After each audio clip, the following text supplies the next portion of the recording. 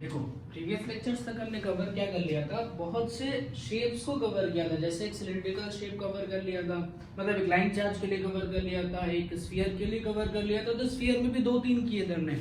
एक में क्या किया था हमने, स्फीयर जो लिया था वो स्फीयर कंडक्टिंग था, दूसरे में वही स्फीयर जो ले रहे थे वो इंसुलेटिंग ले रहे थे, फिर एक सॉलिड लिया था और एक हॉलो लिया था। तो डिफरेंस आया था उसकी चार्ज डेंसिटी का, कि जिस तरह की हम चार्ज डेंसिटी निकालना चाहते हैं उस स्फीयर के साथ हम निकाले थे। देखो उसमें एक बड़ा इंपॉर्टेंट सा हमने लास्ट में जो किया था वो थोड़ा सा इंपॉर्टेंट है। उसमें क्या बताया था बेटा कि अगर मान लीजिए कोई प्लेट है, ठीक है, बहुत थिन प्लेट है।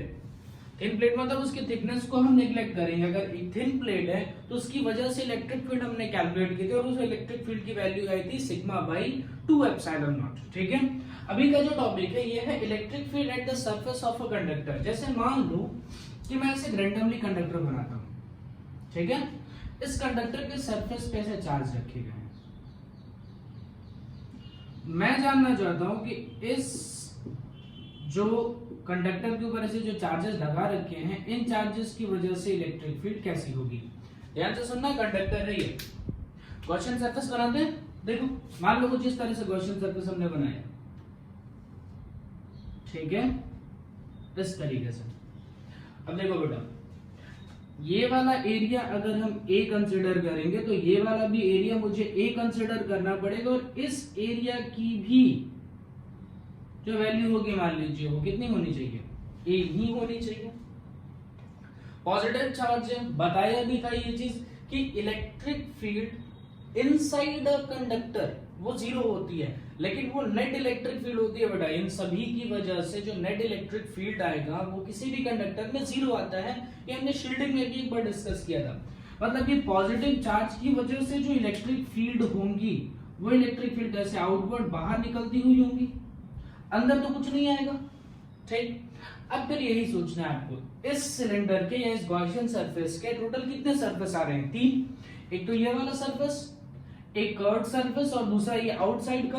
तो अगर मान लीजिए मैं फॉर्मूला लगाऊं, close integral E dot ds is equal to q enclose divided by epsilon naught. ठीक है, तो इसमें मुझे टोटल कितने सरफेस डिस्कस करने चाहिए थे, 3 सरफेस डिस्कस करेंगे।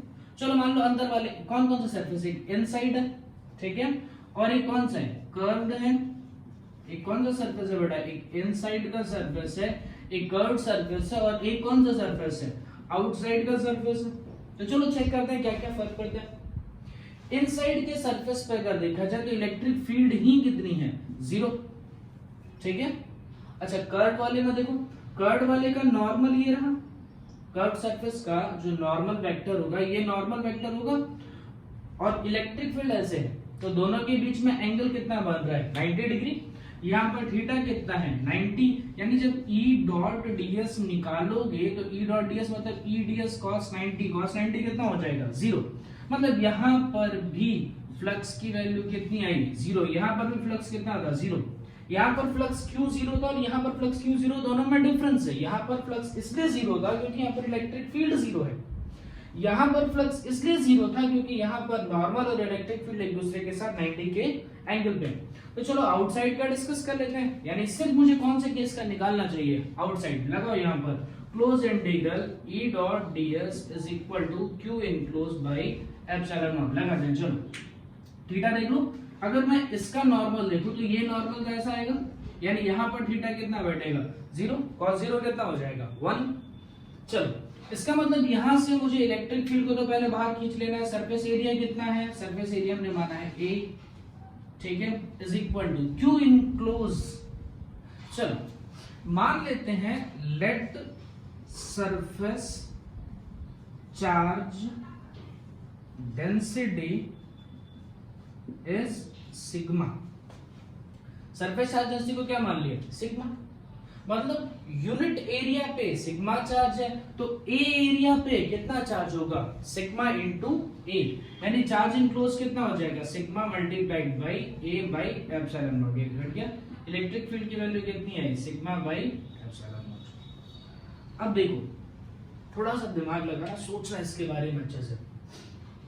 हम क्या कह रहे हैं, एक चार्ज स्फीयर है या फिर जो भी चीजें हैं, अगर मान लीजिए कैसे रैंडमली हमने कोई भी इलेक्ट्रिक फील्ड निकालना चाहते हैं कंडक्टर की वजह से, इसकी वजह से अगर हम इलेक्ट्रिक फील्ड निकाल रहे हैं तो आ रहा है सिग्मा बाई एप्सिलॉन नॉट, ठीक है।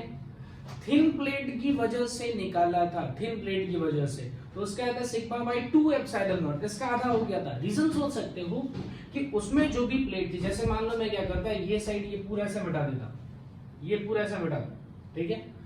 ये चलो मैं करके देखता हूँ, ये ऐसा पूरा हटा दिया मैंने, ठीक है। अब क्या होगा, अब ये तो इनसाइड कंडक्टर रहा नहीं, ये तो कोई कंडक्टर नहीं रहा ना, अब इनसाइड की बात तो हम नहीं कर रहे, तो सिर्फ एक छोटी सी प्लेट हो गई। तो अब क्या होगा, इलेक्ट्रिक फील्ड इधर भी जाएंगे और इधर भी जाएंगे, तो आप सोचो इलेक्ट्रिक फील्ड क्या हो गई, दो पार्ट्स में डिवाइड ही तो हो गई। इसमें क्या था, सारी की सारी इलेक्ट्रिक फील्ड कहाँ जा रही थी, आगे की डायरेक्शन में, पीछे में कोई इलेक्ट्रिक फील्ड नहीं थी, ठीक है। लेकिन अब देखो इसमें क्या होगा, अगर मान लो मैं प्लेन शीट के बारे में सोचूं तो सारी की सारी इलेक्ट्रिक फील्ड कहाँ जाएगी, सॉरी उसमें आगे भी जाएगी और पीछे भी जाएंगे, इस वजह से वहां पर हाफ हो जाता था, ठीक है। इसे नोट करो, फिर हम आगे चलते हैं। चलिए देखते हैं, नेक्स्ट टॉपिक हमारा जो है उससे चेक करते हैं।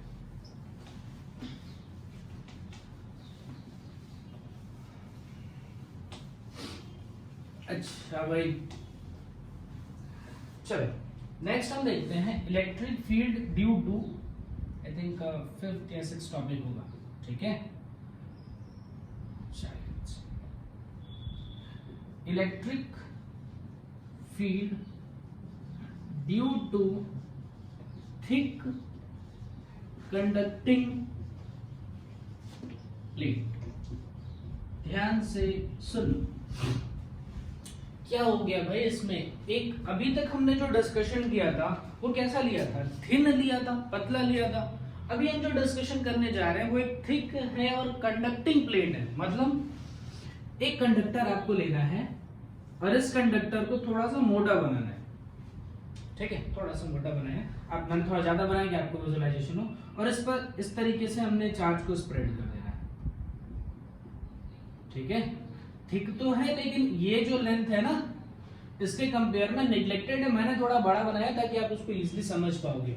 अब जरा यहां सोचो, देखो है क्या, मान लो इधर का चार्ज भी, अब होता क्या बेटा कि कंडक्टर है तो कंडक्टर में भी समझाया था कि चार्जेस जो होंगे वो हमेशा यूनिफॉर्मली डिस्ट्रीब्यूट हो जाते हैं। इंसुलेटर में आप जहां पर चार्ज को रख दोगे वो वहीं पर पड़ा रहेगा, क्योंकि इंसुलेटर में चार्जेस जो होते हैं they are not free to move. But conductor में क्या होता है, they are free to move, तो क्या होता है वो इक्वली जो होते हैं वो डिस्ट्रीब्यूटेड हो जाते हैं। प्रीवियस लेक्चर्स तक हमने ये चीज डिस्कस की थी। मतलब अगर इस साइड के सरफेस का चार्ज तुम क्यों डिस्कस करो, इधर का भी चार्ज कितना आएगा बेटा, क्यों, ठीक है। यहाँ का अगर मैं एरिया ये वाला कंसीडर करूं, अगर ये एरिया कंसीडर करूं ए है, तो इस साइड का भी एरिया कितना कंसीडर करना पड़ेगा, ए, दोनों का एरिया तो ए ही कंसीडर करना पड़ेगा। मतलब दोनों का चार्ज सेम, दोनों का एरिया सेम। तो अगर मैं लिखूं चार्ज पर यूनिट एरिया, क्या लिखूं, चार्ज पर यूनिट एरिया, तो कितना हो जाएगा, Q डिवाइडेड बाई A, जिसको हम लिखते हैं सिग्मा से।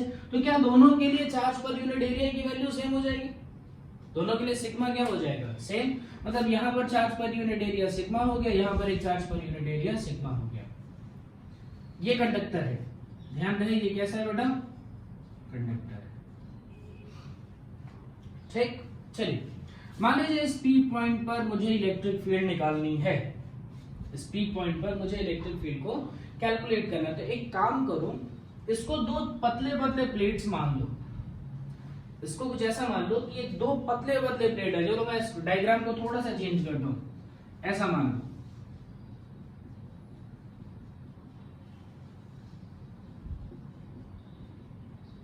देखो, ठीक, ओके। देखो इस प्लेट की वजह से इलेक्ट्रिक फील्ड आउटवर्ड, इस प्लेट की वजह से इलेक्ट्रिक फील्ड आउटवर्ड, तो मैं इलेक्ट्रिक फील्ड से क्या ड्रॉ कर रहा हूं, जरा देखिए तो एक बार,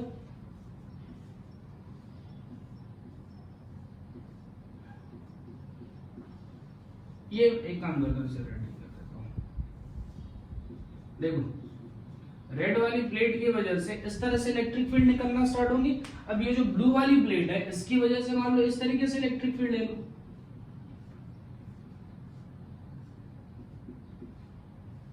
देखा, इलेक्ट्रिक फील्ड जो होती है बेटा वो टर्मिनेट नहीं होती, देखो मतलब क्या है, ये आगे चलती ही जाएंगे, ये ऐसे आगे तक चलती जाएंगे, इस तरीके से बढ़ाते जाओ, ठीक है।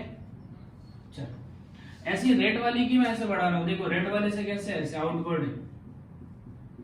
अब इसको सॉल्व करने के लिए हम इसको 3 रीजन में डिवाइड कर देते हैं, region number 1, region number 2, region number 3। देखो यहाँ पर क्या है, रेड वाली इलेक्ट्रिक फील्ड और ब्लू वाली इलेक्ट्रिक फील्ड एक ही डायरेक्शन में है, यानी यहाँ पर दोनों इलेक्ट्रिक फील्ड को आपस में जोड़ देना चाहिए। यहाँ पर देखो रेड वाली और ब्लू वाली एक दूसरे को अपोज कर रही है, यानी यहाँ पर दोनों इलेक्ट्रिक फील्ड एक दूसरे के साथ माइनस हो। फिर यहाँ देखो तो यहाँ पर फिर से वही दोनों इलेक्ट्रिक फील्ड एक दूसरे के साथ क्या हो जाएंगी, एडिशन में आ जाएंगी, ठीक है। ओके, एक थिन प्लेट की वजह से इलेक्ट्रिक फील्ड होता कितना है बेटा, सिग्मा बाई 2 एप्सिलॉन नॉट। तो ये जो थिन प्लेट है इसकी वजह से इलेक्ट्रिक फील्ड लिखो तो सिग्मा बाई 2 एप्सिलॉन नॉट, इसका भी सिग्मा बाई 2 एप्सिलॉन नॉट। क्यों बेटा, क्योंकि दोनों का सरफेस एरिया क्या हमारा सेम है, दोनों के चार्ज सेम है, तो दोनों की चार्ज डेंसिटी भी सेम आ जाएगी। तो इसको सॉल्व करने का आया सिग्मा बाई एप्सिलॉन नॉट। जरा यहां सॉल्व करके देखो, इसमें क्या होगा, दोनों को माइनस करना होगा, sigma by 2 epsilon not minus sigma by 2 epsilon not. Solve करके कितना आया, 0। और ऑब्वियस है बेटा बीच में कंडक्टर रखा था तो इलेक्ट्रिक फील्ड कितनी आनी चाहिए थी, 0। यहां चेक करो तो फिर से यहां पर भी सॉल्व करने पे कितना आएगा, सिग्मा बाई एप्सिलॉन नॉट। तो दोनों में डिफरेंस को समझिएगा। अगर बोला जाए थिक प्लेट मोटा है तो उसको 2 थिन प्लेट्स में डिवाइड करके सॉल्व करने की कोशिश करो। थिन प्लेट्स का तो बहुत इजी था, थिन प्लेट्स में क्या किया था याद रख लेना बेटा, थिन प्लेट्स में इस तरीके से एक सरफेस बनाया था, इसमें इस तरह से चार्ज डिस्ट्रीब्यूटेड थे। जब इसका गॉसियन सरफेस बनाया था तो इसका गॉसियन सरफेस दोनों साइड लाई करता था, ठीक है। तो इसके सरफेस एरिया में 2 एरिया आपको कंसीडर करना पड़ता था। और थोड़ा सा दिमाग लगाओ तो ऐसे सोचो कि चार्जेस उतने ही है, उसकी वजह से लेफ्ट साइड और राइट साइड दोनों साइड इलेक्ट्रिक फील्ड्स एग्जिस्ट करती हैं, तो हाफ हाफ हो जाएगा। ऐसे याद करने के लिए इजीली कर सकते हो। तो यहाँ पर क्या हो जाएगा, सिग्मा बाई 2 एप्सिलॉन नॉट। यहाँ पर सिर्फ आगे जाएगी, पीछे की इलेक्ट्रिक फील्ड तो जा नहीं रही है, पीछे कंडक्टर है, याद करने के लिए याद कर सकते हो। ये कितना हो जाएगा, सिग्मा बाई एप्सिलॉन नॉट, ठीक है। तो यहाँ पर डबल हो जाएगा, सारी की फील्ड इधर आ जाएंगी। तो इनको थोड़ा सा ध्यान में रखिएगा इन टॉपिक्स को। चलिए इसे नोट कीजिए, फिर हम आगे बढ़ते हैं। तो हो चुका अब तो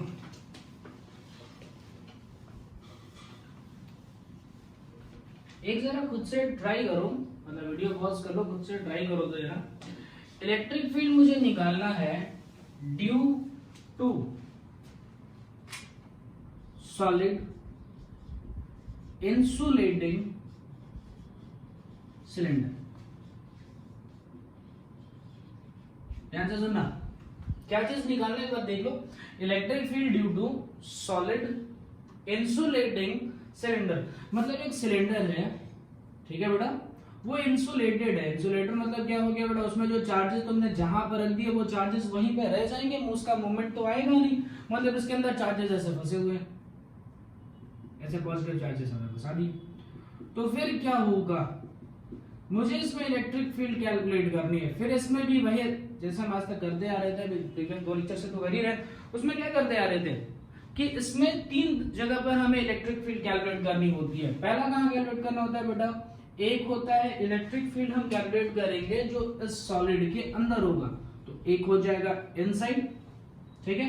दूसरा कैलकुलेट करेंगे जो उसके सरफेस पे होगा, तो लिखोगे बेटा ऑन द सरफेस। और अगर हम तीसरा कैलकुलेट करेंगे तो वो कैसा हो जाएगा बेटा, आउटसाइड द सरफेस, ठीक है। तो इसमें ये दोनों तो बहुत इजी है, ऑन द सरफेस और आउटसाइड द सरफेस तो बहुत इजी है, आपको थोड़ा सोचना बस पड़ेगा इनसाइड द सरफेस के लिए। चलो फटाफट पहले इन दोनों को निपटा लेते हैं, ऑन द सरफेस और आउटसाइड द सरफेस। चलो मान लो पहला डिस्कशन कर रहे हैं आउटसाइड द सरफेस के लिए। आउटसाइड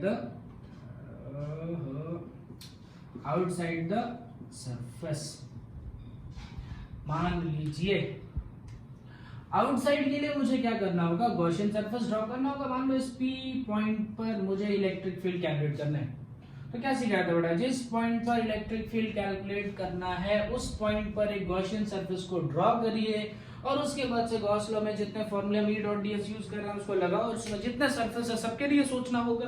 तो फटाफट सोचो, एक सिलेंडर है बेटा, मतलब एक लाइन ही सोचो ना, एक लाइन को क्या होता है, ऐसे लाइन को बड़ा करते जाओ जूम करते जाओ तो कैसा बन जाता है सिलेंडर।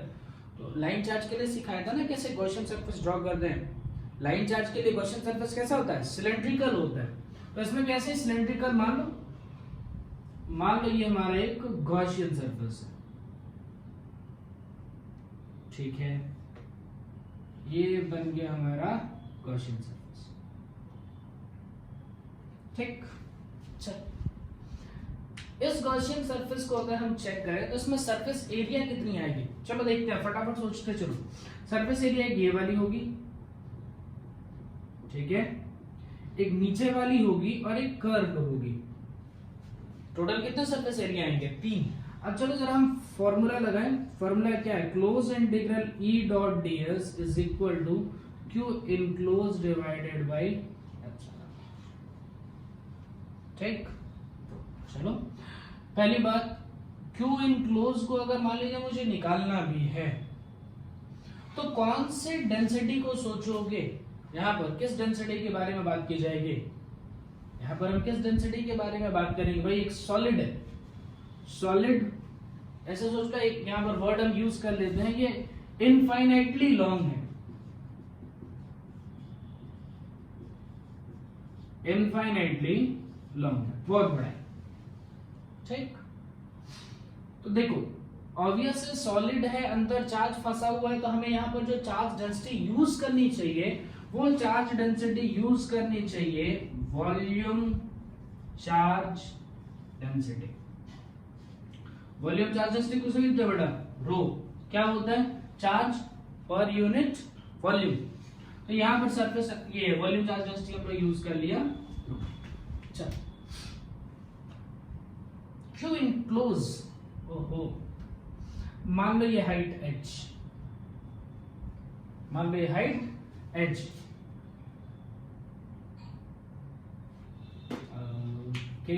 मान लो ये यहां से यहां तक का रेडियस हो जाए r।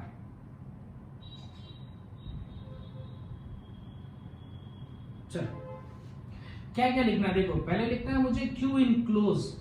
तो क्यू इनक्लोज मतलब ये जो तुमने सिलेंडर ड्रॉ किया है, जो गॉसियन सरफेस वाला ड्रॉ किया है, उसके अंदर कहीं चार्ज ढूंढोगे तो वो कैसे आएगा, क्यू इनक्लोज कैसे आएगा बेटा, अंदर का चार्ज कैसे आएगा। तो एक काम करो, इतने का वॉल्यूम निकाल लो, volume multiplied by volume charge density.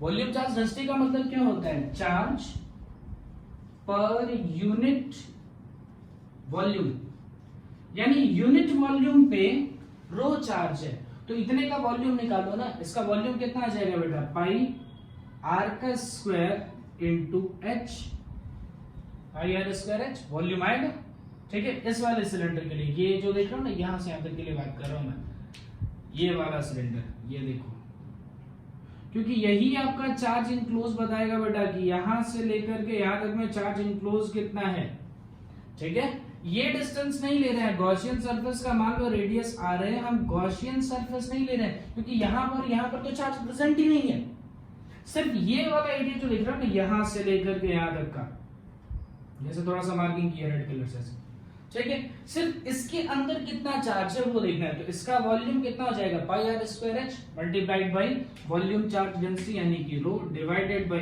Epsilon naught. चलो चार्ज इनक्लोज निकल गया। इलेक्ट्रिक फील्ड कांस्टेंट बाहर खींच देंगे, क्योंकि गॉसियन सरफेस ही ऐसा बनाया है कि इलेक्ट्रिक फील्ड उस पॉइंट पे क्या रहेगा, कांस्टेंट आएगा। सरफेस एरिया कितने सरफेस, 3, 1 2 3, ऊपर का नीचे का और कर्व। अब देखो ध्यान से, ऊपर के एरिया में देखूं तो ऊपर के एरिया का नॉर्मल तो ऐसा बनेगा, नीचे का नॉर्मल तो कुछ ऐसा बनेगा, और इस पॉजिटिव चार्ज की वजह से इलेक्ट्रिक फील्ड तो कुछ ऐसी होंगी। यानी देखो 2 का नंबर घट गया, ये जो नीचे वाला सरफेस है उसका भी नंबर घट गया, और ऊपर वाला जो सरफेस है उसका भी नंबर घट गया। बचा कौन सा सरफेस, ये कर्व सरफेस। कर्व सरफेस के लिए एरिया कितना हो जाएगा, देखो कर्व सरफेस का एरिया कितना हो जाएगा, 2 pi are multiplied by H. ध्यान रहे बेटा, ये जो ds लिखते हैं ये सरफेस एरिया किसका लिखते हैं, गॉसियन सरफेस का, ठीक है। तो गॉसियन सरफेस के लिए लिखो तो कितना आ जाएगा, 2 पाई आर। अब इसमें कौन सा गॉसियन सरफेस के लिए रेडियस क्या है, small r, 2 pi R H is equal to pi are का square H into rho by epsilon naught. देखो तो कुछ कुछ निपट रहा है, पाई निपट गया, एच निपट गए। चलो इलेक्ट्रिक फील्ड कितनी आ गई बेटा, 2r ले लो नीचे, तो r square rho divided by 2r epsilon naught. कुछ देखना मजा नहीं आ रहा है ना, अच्छा नहीं लग रहा है इसको, तो एक काम करते हैं, ये पाई झूठ में काट दिया और 2 भी नहीं काटना चाहिए था, क्योंकि यहाँ पर 4 पाई एप्सिलॉन नॉट बन जाता। देखो तो सही, अब ये देखना ये सही है, गलत कुछ नहीं है, लेकिन अगर 4 पाई एप्सिलॉन नॉट के क्रिएट करना चाहते हो तो फिर इसे कट नहीं करना चाहिए था, डायरेक्ट सॉल्व कर सकते थे, तो बात इससे हो जाता। जैसे यहाँ क्या करता हूँ, 2 पाई से ऊपर नीचे मल्टीप्लाई कर लेता हूँ, तो ये कितना हो जाएगा, 2 पाई r का square rho divided by 4 pi epsilon naught into r। ठीक है, यानी यहां से इलेक्ट्रिक फील्ड लिखा जा सकता है, इलेक्ट्रिक फील्ड इसको k लिख सकते हैं ना बेटा, तो k इंटू 2 पाई r का स्क्वायर रो बाई r। याद करने की कोशिश ना करें इस फॉर्मूले को, जरूरत नहीं है, कॉन्सेप्ट को अपने दिमाग में बैठा ले कि किस तरीके से इलेक्ट्रिक फील्ड ड्रॉ किया जाता है, कैसे काम किया जाता है। अब चलिए एक पार्ट आप सॉल्व करिए, कोशिश करिए ऑन द सरफेस वाला सॉल्व करने की, ट्राई करो कि हम क्या कर लें, ऑन द सरफेस सॉल्व कर लें। एक बार वीडियो पॉज कीजिए, इसको ट्राई कीजिए। देखो ऑन द सरफेस के लिए सिंपल क्या ट्रिक सिखाई थी, देखो आउटसाइड के लिए तुमने कर लिया, तो आउटसाइड के लिए कितने रेडियस पे किया, small r। On the surface की जब बात करोगे तो स्मॉल r और कैपिटल R आपस में क्या हो जाएंगे, इक्वल। भाई देखो इस पॉइंट के लिए कैलकुलेट किया था, तो ये पॉइंट तो सरफेस पे r डिस्टेंस पे था, अब यहां से तुम आते जाओ आते जाओ आते जाओ आते जाते सरफेस से पहुंचो, यहाँ सरफेस से पहुंच जाओगे, तो स्मॉल r की वैल्यू और कैपिटल R की वैल्यू आपस में क्या हो जाएंगी, इक्वल। तो ये काम करिए, जो आउटसाइड वाला फार्मूला आया है इसमें स्मॉल r और कैपिटल R आपस में क्या डाल दो, इक्वल डाल दो, तो इलेक्ट्रिक फील्ड का फार्मूला बन जाएगा।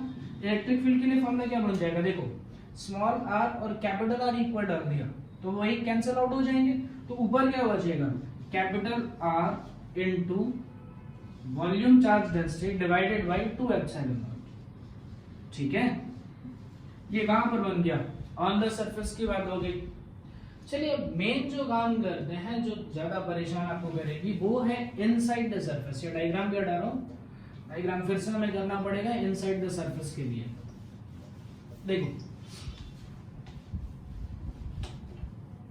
रखना तो हमें कौन सा है, वॉल्यूम चार्ज डेंसिटी ही रखनी है, क्योंकि सरफेस हमारा कैसा है, ये हमारा कंडक्टिंग है, इंसुलेटिंग है, तो ध्यान रखना हमारे इंसुलेटिंग है, अंदर चार्जेस फंसे हुए होंगे, सॉलिड है, तो ऑब्वियस है आपको वॉल्यूम के बारे में ही सोचना होगा।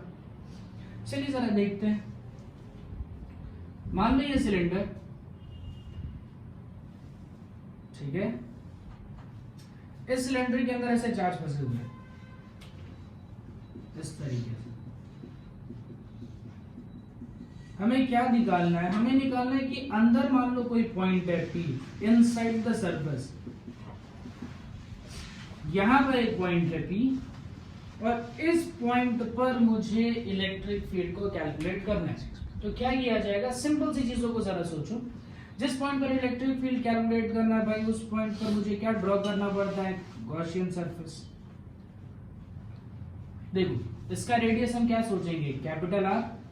P पॉइंट पर मुझे निकालना है, तो P पॉइंट पर एक गॉसियन सरफेस ड्रॉ कर रहा हूं। देखो ऐसे सिलेंडर है, तो ऑब्वियस जो है गॉसियन सरफेस वो सिलेंड्रिकल ही आएगा, ठीक है, इस तरीके से। ये हो गया हमारा एक सिलेंडर, मतलब सिलेंडर के अंदर एक सिलेंडर कट कर लिया।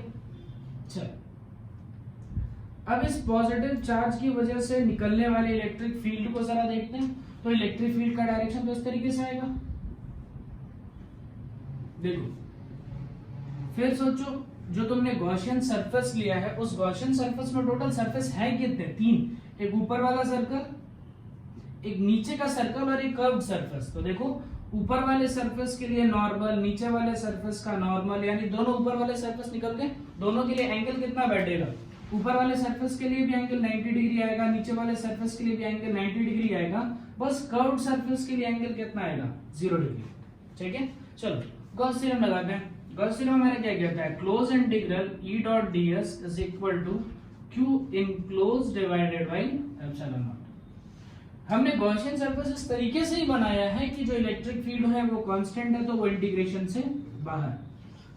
सरफेस एरिया, कौन सा सरफेस एरिया को देखना है? देखो ऊपर वाला सरफेस एरिया नहीं देखना होगा, नीचे वाला सरफेस एरिया नहीं देखना होगा, क्योंकि cos 90 की वैल्यू हो जाएगी 0। बचा कौन सा सरफेस एरिया? सिर्फ और सिर्फ ये कर्व्ड सरफेस। तो लिखो ऐसा कर्व सरफेस का डायरेक्ट एरिया लिख देता हूं। कर्व सरफेस का एरिया कितना हो जाएगा बेटा? ये देखो, ये 2 पाई r, भाई हम जो गॉसियन सरफेस ड्रॉ किए हैं मान लीजिए उसका रेडियस है स्मॉल r, ठीक है? तो कितना हो जाएगा 2 पाई r, और ये हाइट ले लेते हैं कुछ h, तो हो गया इसके लिए 2 पाई r h। ये कर्व्ड सरफेस एरिया बन गया सिलेंडर का, is equal to q enclose. अब देखो है क्या इनक्लोज, मतलब आपको जो चार्जेस इसके अंदर है ना, सिर्फ उसके बारे में सोचना है। जो सिर्फ इसके अंदर के चार्जेस है उसके बारे में सोचिए, तो वो क्या हो जाएगा? Volume charge density multiplied by volume. देखो वॉल्यूम चार्ज डेंसिटी का मतलब क्या होता है? Charge per unit volume. तो यूनिट वॉल्यूम पे रो चार्ज है, तो इतने वॉल्यूम में कितना चार्ज होगा? दोनों का मल्टीप्लिकेशन करिए। इस सिलेंडर के लिए वॉल्यूम क्या लिखोगे? इस सिलेंडर के लिए वॉल्यूम लिखा जाएगा 2 पाई, वॉल्यूम क्या हो जाएगा? पाई r का स्क्वायर इनटू h, ठीक है? इसका वॉल्यूम लिख दिया, डिवाइडेड बाय एप्सिलॉन नॉट। देखो कुछ नहीं पढ़ रहा है, पाई निपटा सकते हो, r एक निपटा सकते हो और h निपटा सकते हो, ठीक है? इलेक्ट्रिक फील्ड क्या निकल के आई? इलेक्ट्रिक फील्ड निकल के आई sigma pi r divided by 2 epsilon naught. देखो ध्यान से देखना, sigma constant, pi constant, 2 constant, epsilon not constant. यानी लिख सकता हूं कि इलेक्ट्रिक फील्ड जो है वो r के डायरेक्टली प्रोपोर्शनल आ रही है, और दोनों पे पावर कैसा है? 1 है। तो एक तरह का लीनियर इक्वेशन हुआ ना, लीनियर इक्वेशन इन 2 वेरिएबल। तो जब इसको आप ग्राफ में प्लॉट करोगे, तो ग्राफ में प्लॉट करते समय ये क्या होगा? एक स्ट्रेट लाइन इसका शेप आएगा, ठीक है? ध्यान रहा इतना? ओके। इसके पहले वाले में क्या किया था? जब हमने आउटसाइड का निकाला था, तो आउटसाइड में क्या आया था? आउटसाइड का इलेक्ट्रिक फील्ड निकाला था, तो इलेक्ट्रिक फील्ड आया था डायरेक्टली प्रोपोर्शनल था 1 बाई r के, मतलब इनवर्सली प्रोपोर्शनल था r के, दोनों पे पावर 1 ही है, ठीक है? इसका मतलब इसका जो शेप होगा बेटा, ये शेप ऐसे कहा गया था ना, इसको अगर ट्रांसफर करो तो एक इक्वेशन बनता है x y is equal to constant, जिसको कहते हैं रेक्टेंगुलर हाइपरबोला। और उसका शेप जब ड्रॉ करते हैं तो उसका शेप कुछ ऐसा आता है रेक्टेंगुलर हाइपरबोला का, ठीक है? कई बार इसको पढ़ चुके हैं। तो आउटसाइड जो है वो ऐसा rectangular hyperbola, inside straight line. यानी अगर मान लीजिए मैं इस सिलेंडर के लिए ग्राफ को प्लॉट करने जाऊं, देखिए मैं ग्राफ प्लॉट कर रहा हूं, ग्राफ को एक बार देखिएगा। हमने क्या किया? सिलेंडर लिया और इसके लिए इलेक्ट्रिक फील्ड को प्लॉट करना स्टार्ट कर रहे हैं। इलेक्ट्रिक फील्ड रखेंगे एक्स, ये वाई एक्सिस पे, और डिस्टेंस हम ले रहे हैं एक्स एक्सिस पे। चलो ये रेफरेंस लेते हैं। यहां से यहां तक का पॉइंट मतलब वो कैसा हो गया? इनसाइड। ये वाला का क्या हो गया? On the surface. और इसके बाद क्या होगा? Outside the surface. यही तो 3 पॉइंट है। अब इनसाइड का वेरिएशन देखो, इनसाइड का वेरिएशन कैसे है? Electric field is directly proportional to r, यानी इलेक्ट्रिक फील्ड और जो डिस्टेंस होंगे वो एक दूसरे के साथ डायरेक्टली प्रोपोर्शनल होंगे, इसलिए ग्राफ मैंने कैसे प्लॉट किया? Straight line. आउटसाइड कैसा आएगा? Rectangular hyperbola. अब जो इस साइड है same to same mirror image इस साइड भी तो आएगी, मतलब इस तरीके से यहां भी प्लॉट कर लो, एक स्ट्रेट लाइन, ठीक है? और फिर यहां के बाद से रेक्टेंगुलर हाइपरबोला। तो ग्राफ प्लॉट करना आई थिंक बहुत इजीली हो गया, ठीक है? ज्यादा कुछ था नहीं। चलिए नेक्स्ट टॉपिक, छोटा सा टॉपिक और इसमें इंट्रोड्यूस कर रहे हैं। एक्चुअल में क्या होता है, कुछ क्वेश्चंस ऐसे आते हैं जिसमें आपको गॉस लॉ अप्लाई करना होता है किसी कंडक्टर पे, और उस कंडक्टर में क्या होता है, छोटी सी कैविटी होती है, और उस कैविटी में कोई चार्ज प्लेस किया जा रहा होता है, और वहां से आपको इलेक्ट्रिक फील्ड्स को कैलकुलेट करने के लिए कहा जाता है। तो चलो इसके वेरिएशंस पहले बता देता हूँ कैसे क्या करना है। मान लो यहाँ पर हमने कंडक्टर ले रखा है। अब ये कंडक्टर जो है इस तरीके से यहाँ से यहाँ तक का एक कंडक्टर है, और इसके अंदर एक कैविटी, ये छोटी सी कैविटी, उस कैविटी के अंदर हमने एक चार्ज प्लेस कर रखा है +q कूलम का, ठीक? अब कंडक्टर्स क्या होते हैं बेटा? कंडक्टर्स में क्या होता है, नंबर ऑफ इलेक्ट्रॉन्स कह लो या फिर number of positive charge, number of negative charges equal होते हैं and the charges are free to move. Charges जो होते हैं वो हमारे कैसे होते हैं, they are free to move, वो आराम से फ्री होते हैं, मूव कर सकते हैं, इधर उधर जा सकते हैं। अब जैसे देखो यहाँ प्लस कूलम का, ये प्लस क्यू कूलम का चार्ज रखा है और इसके अंदर मैं कह रहा हूं कि पॉजिटिव नेगेटिव दोनों हैं, जितने पॉजिटिव है उतने ही नेगेटिव हैं कंडक्टर्स के अंदर। तो क्या होगा, सारे नेगेटिव चार्ज जो होंगे वो इनर जो सरफेस है बेटा उसके पास में आ जाएंगे और सारे पॉजिटिव चार्ज जो है वो आउटर सरफेस पे निकल जाएंगे। यानी यहाँ पर जैसे ही तुम प्लस क्यू कूलम का चार्ज रखोगे यहाँ पर चार्जेस रीअरेंज होंगे और रीअरेंज होने के बाद से कुछ इस टाइप का अरेंजमेंट वो ले लेंगे। जैसे अंदर का अगर मान लो मैंने रखा यहाँ पर प्लस क्यू, तो क्या होगा, इस पे तुरंत नेगेटिव चार्ज डेवलप हो जाएंगे माइनस क्यू का, ठीक है, और बाहर वाले सरफेस पे क्या डेवलप हो जाएगा, प्लस क्यू कूलम का सरफेस चार्ज, ठीक है। अंदर वाले पे कितना डेवलप हो जाएगा, माइनस क्यू, और बाहर वाले पे क्या डेवलप हो जाएगा, प्लस क्यू। चलो ये तो रहा केस 1, बहुत इजीली सॉल्व हो गया। अब मैं ऐसा आपसे कह दूं कि चलो इस केस 2 के बारे में बात करते हैं। इसमें क्या है, एक क्यू कूलम का charge already on the surface रखा हुआ है, मान लो ऐसे प्लस क्यू कूलम का चार्ज है, ऐसे सरफेस पे रखा हुआ है, ठीक है। ये हमारा कंडक्टर है यहां से यहां तक का और बीच में एक कैविटी है। अब मैं क्या करूं, इस कैविटी में एक प्लस क्यू कूलम का चार्ज रख दूं, तो ऑब्वियस है कंडक्टर है तो सेम इस तरीके का अरेंजमेंट फिर से डेवलप होगा। यानी यहाँ अंदर वाले सरफेस पे एक माइनस क्यू कूलम का चार्ज डेवलप हो जाएगा और बाहर वाले पर एक्स्ट्रा प्लस क्यू कूलम का चार्ज डेवलप होगा, ठीक है।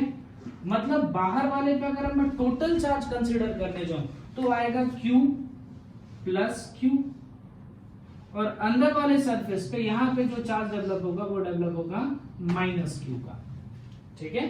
बहुत सिंपल था ये, कुछ नहीं करना है। जिस तरीके से ये था बेटा नीचे वाला, ऐसे ही सेम टू सेम यहाँ डेवलप हुआ, लेकिन इसमें क्या रखा है कि ऑलरेडी सरफेस पे जो चार्ज है वो सरफेस पे चार्ज पहले से क्यू था और जब यहाँ पर एक प्लस क्यू का चार्ज ऑलरेडी डेवलप होगा तो दोनों का एडिशन कर दीजिए, कितना हो जाएगा, capital Q plus small Q, दोनों के चार्जेस ऐड हो जाएंगे। अच्छा, अब जैसे मान लो कुछ ऐसा कहा जाए कि हमें क्या करना है, ये 3 पॉइंट्स हैं ए बी और सी, ठीक है। इसमें इलेक्ट्रिक फील्ड को कैलकुलेट करना है। मान लीजिए मैं ऐसा कुछ सोच रहा हूं कि आपसे कहा गया है इलेक्ट्रिक फील्ड ए बी और सी पे फाइंड करो, प्लस क्यू कूलम का चार्ज ऑलरेडी मैंने सरफेस पे दे रखा है, ठीक है, और एक प्लस क्यू कूलम का चार्ज हमने अंदर रखा है।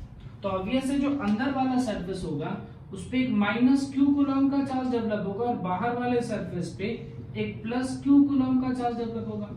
यानी बाहर अगर मैं टोटल चार्ज देखूं वही आ जाएगा बेटा क्यू प्लस क्यू और अंदर वाले पे कितना आएगा, माइनस क्यू, ठीक। चलिए सर चेक करते हैं। मान लो मुझे ए पॉइंट पर इलेक्ट्रिक फील्ड निकालनी है, इस पॉइंट पर क्या सिखाया था, जिस पॉइंट पर इलेक्ट्रिक फील्ड निकालनी है उस पर गॉसियन सरफेस ड्रॉ करो। तो चलो मैं इसका एक गॉसियन सरफेस ड्रॉ करता हूं, कुछ ऐसा सिमेट्रिक, ठीक है। ये हमारा गॉसियन सरफेस हो गया।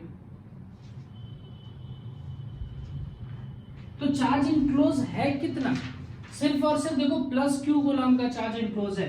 यानी अगर मुझे electric field at point A निकालना है तो मुझे सिर्फ कौन से कूलम का चार्ज लेना पड़ेगा, कौन सा चार्ज लेना पड़ेगा, प्लस क्यू कूलम का चार्ज लेना पड़ेगा। चलो ऐसे ही सोचो, मान लो बी पॉइंट पर मुझे इलेक्ट्रिक फील्ड को कैलकुलेट करना है तो बी पॉइंट पर एक गॉसियन सरफेस बनाया जाए, ठीक है, ऐसे गॉसियन सरफेस बनाया जाए। अब देखो electric field at point B देखते हैं तो चार्ज इनक्लोज कितना हो गया। देखो तुमने प्लस क्यू कूलम का चार्ज रखा है कैविटी पे और कैविटी के सरफेस पे माइनस क्यू कूलम का चार्ज है और ये रहा आपका गॉसियन सरफेस। तो इस गॉसियन सरफेस के अंदर देखो टोटल कितने चार्ज है, तो plus Q minus Q, total charge enclose कितना है, 0। तो इलेक्ट्रिक फील्ड बी पॉइंट पर कितना आएगा, 0। और ऑब्वियस आना भी चाहिए क्योंकि ये जो बी पॉइंट है वो एक कंडक्टर के अंदर लाई करता है, तो inside a conductor electric field कितनी होती है, 0। अगर मैं ऐसे लिखूं बेटा electric field at point C पे लिखना है, तो यहाँ सी से लेकर कैसे गॉसियन सरफेस बनाओगे? अब तो सारा का सारा चार्ज इनक्लोज में आ गया, तो सारे के सारे चार्जेस में देखो कौन कौन से चार्जेस आ रहे हैं, ये सारी चीजें हटा रहा हूँ, ठीक है, इसे सिंपलीफाई कर देता हूँ। यहाँ पर क्या किया था बेटा, एक प्लस क्यू कूलम का चार्ज रखा था और यहाँ पर एक माइनस क्यू डेवलप हो गया था। अब देखो पूरे सरफेस के अंदर टोटल चार्ज इनक्लोज कितना है, plus Q minus Q Q plus Q. चलो चेक करो कितना हुआ बेटा, एक हो गया बेटा क्यू प्लस क्यू, दूसरा यहाँ पर आएगा माइनस क्यू और एक आएगा प्लस क्यू। सॉल्व करके देखिए यानी क्या आएगा, क्यू प्लस क्यू। यानी अगर मुझे electric field at point C निकालना है तो कौन से चार्ज को देखना पड़ेगा, क्यू, कैपिटल क्यू को और स्मॉल क्यू को, क्योंकि ये जो इंड्यूस चार्जेस बने ना, जितना नेगेटिव बनेगा उतना ही पॉजिटिव बनेगा। यानी गॉसियन सरफेस के अंदर अगर देखा जाए तो इंड्यूस्ड चार्जेस जो होंगे वो नेट कितने आ जाएंगे, जीरो, जितना पॉजिटिव उतना ही नेगेटिव, तो नेट इंड्यूस्ड चार्जेस जीरो होंगे। ठीक है, ये छोटा सा टॉपिक है, इसको एक बार सोचो और कवर करो, देखो हो रहा है या नहीं इसमें। ठीक है बेटा, एक क्वेश्चन अभी आपको डिस्प्ले हो रहा होगा स्क्रीन पे, वीडियो को पॉज कीजिए और उस क्वेश्चन को एक बार सॉल्व करिए तो, और इसका सॉल्यूशन हम यहाँ पर ट्राई करेंगे, एक बार देखते हैं।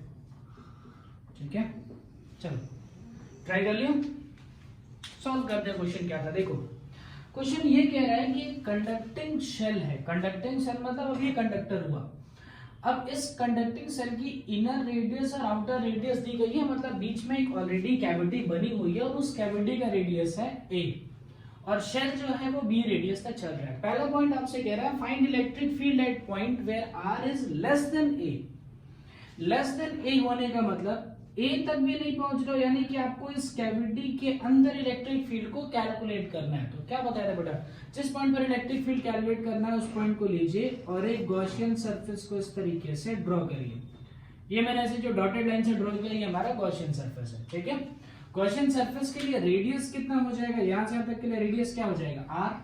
भाई ये तो दिया हुआ है कि क्या निकालना है, इलेक्ट्रिक फील्ड एट पॉइंट निकालना है जिसमें r की वैल्यू a से लेस है, मतलब ये डिस्टेंस हो गई r।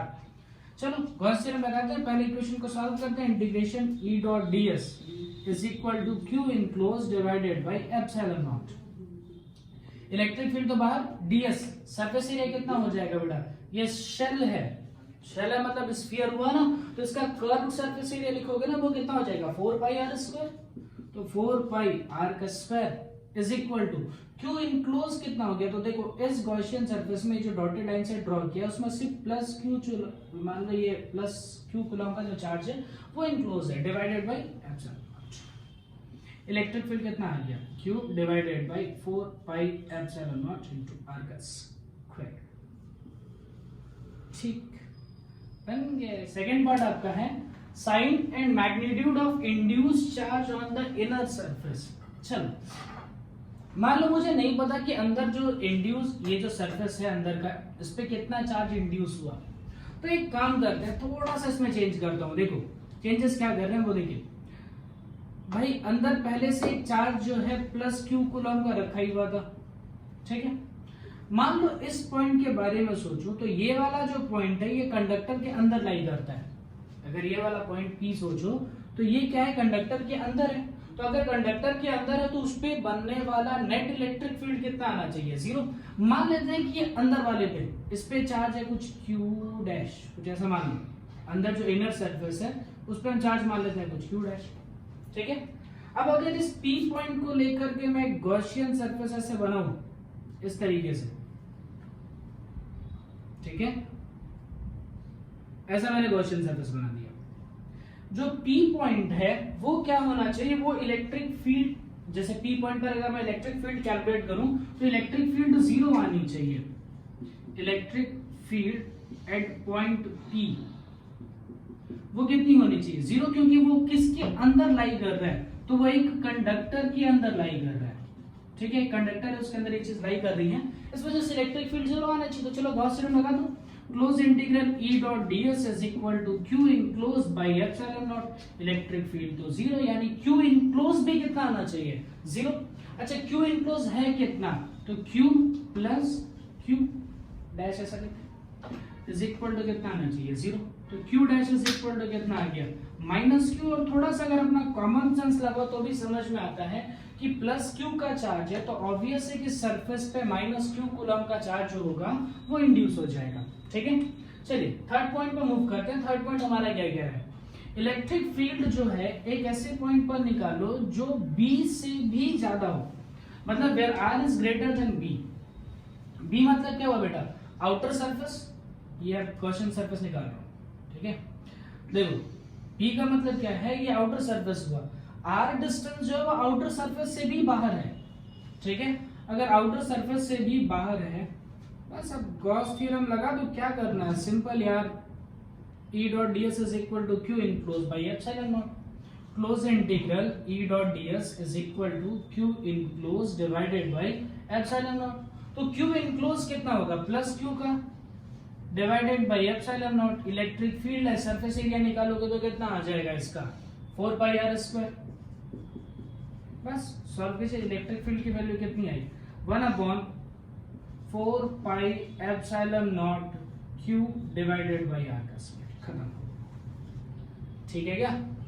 अच्छा, इसमें क्या आपके दिमाग में और चीजें आ सकती हैं कि देखो सर प्लस q का चार्ज है तो यहां पर एक माइनस q डेवलप होगा।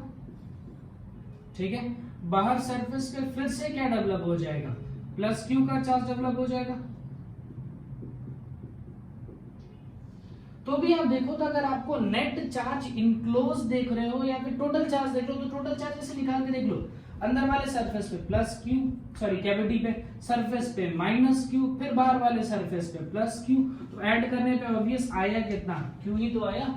ठीक है, तो आप डायरेक्ट चार्ज इनक्लोज देख लीजिए या फिर इंड्यूस करने के बाद देख लो, कोई फर्क नहीं पड़ता, क्योंकि इंड्यूस में जो भी चार्ज डेवलप होते हैं वो हमेशा पेयर्स में होते हैं। पेयर में होने का मतलब एक पॉजिटिव बनेगा तो एक नेगेटिव बनेगा, मतलब चार्ज इनक्लोज पे कोई फर्क नहीं पड़ेगा। ठीक है, चलिए फोर्थ पॉइंट पे आते हैं। हमारा फोर्थ पॉइंट क्या है, फोर्थ पॉइंट है surface charge on the outer surface of conductors. आप सब दिख रहा है बेटा, आउटर सरफेस पे कितना चार्ज डेवलप हुआ है, तो प्लस q का चार्ज डेवलप हुआ है। मान लीजिए आपसे सब बोलता है कि इसमें इलेक्ट्रिक फील्ड का जो पूरा पैटर्न है वो ड्रॉ करो, तो इलेक्ट्रिक फील्ड का देखो पैटर्न कैसे ड्रॉ किया जाएगा। मान लो ये कैविटी पे प्लस q कूलम का चार्ज है, तो इंडक्शन की वजह से यहां पर एक माइनस कूलम का चार्ज डेवलप हो जाएगा, फिर ऊपर प्लस q कूलम का चार्ज डेवलप हो जाएगा। देखो अगर इलेक्ट्रिक फील्ड ड्रॉ करना है तो कैसा होगा बेटा, पॉजिटिव से निकल करके इलेक्ट्रिक फील्ड जो होती है ऐसे नेगेटिव पे टर्मिनेट हो रही होती है, यानी अंदर के साइड में तो इस तरीके से इलेक्ट्रिक फील्ड होगी। ये पूरा जो रीजन है ये कंडक्टर का है, तो कंडक्टर के अंदर कोई भी इलेक्ट्रिक फील्ड हमें ड्रॉ नहीं करना होता है। फिर कंडक्टर के बाहर पॉजिटिव चार्ज से इलेक्ट्रिक फील्ड कैसी आती है ऐसे। तो अगर आपसे कहीं इलेक्ट्रिक फील्ड का पैटर्न भी पूछ रहा होता तो भी आप ये पैटर्न ड्रॉ कर लेते हैं। ठीक है, चलिए आज का लेक्चर यहीं पे कंप्लीट करते हैं।